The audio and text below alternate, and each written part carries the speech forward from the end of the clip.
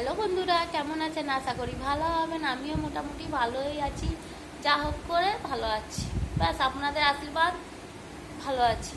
কিন্তু আমার মেয়ে এখন ভালো না, মেয়ের খুব জ্বর, এই যে ঘুমিয়ে আছে,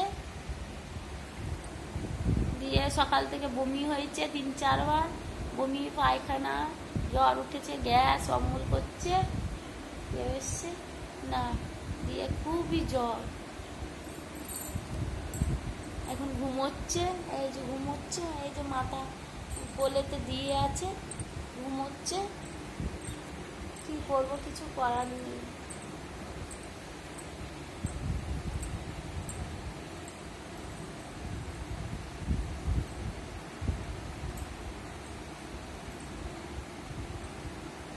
আর সন্ধে হয়ে গেছে, যাই লাইট ফাইট জ্বালায় ছাড়ছেই না।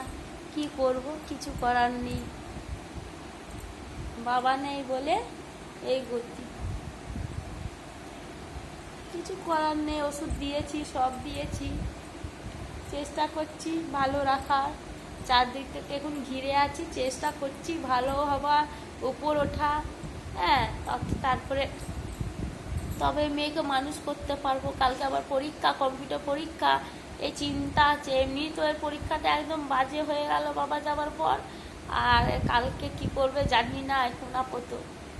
যা হোক, যেমনই হোক, পরীক্ষাটা চেষ্টা করব দিয়া এমনি দেবে। স্কুলে তেমনি টিচাররা বলেছে, সব বলেছি, শুনেছে কথা, কিন্তু এখানে এই যে ঘুমিয়ে রয়েছে,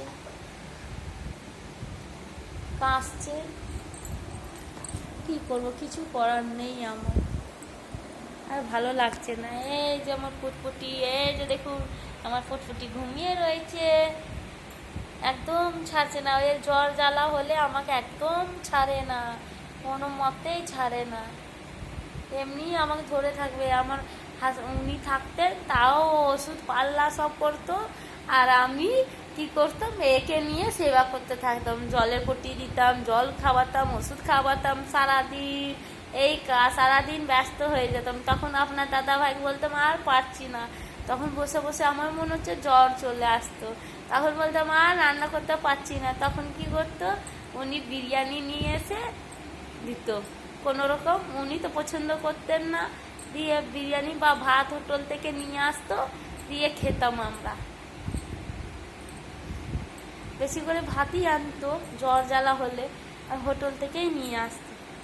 এখন কি করব, কিছু করার নেই। আপনার দাদা ভাই নেই, এই যে রান্না করবো এখন। এই যে মুখটা শুকিয়ে একবারে ছোট্ট পাড়া হয়ে গেছে, এমনি বাবা যাওয়ার পর একদম ছোট্ট হয়ে গেছে মুখটা। কিছু করার নেই আমার, ভগবানের আগে কিচ্ছু হয় না। সব বেশ, টাটা, রাখছি। সবাই ভালো থাকবেন, সুস্থ থাকবেন। আপনাদের সাপোর্ট, আপনাদের ভালোবাসা, তবে আমি পারবো আমি মেয়েকে মানুষ করতে। আর কিছু বলার আমার কাছে নাই জীবনে। বেশ, রাখছি।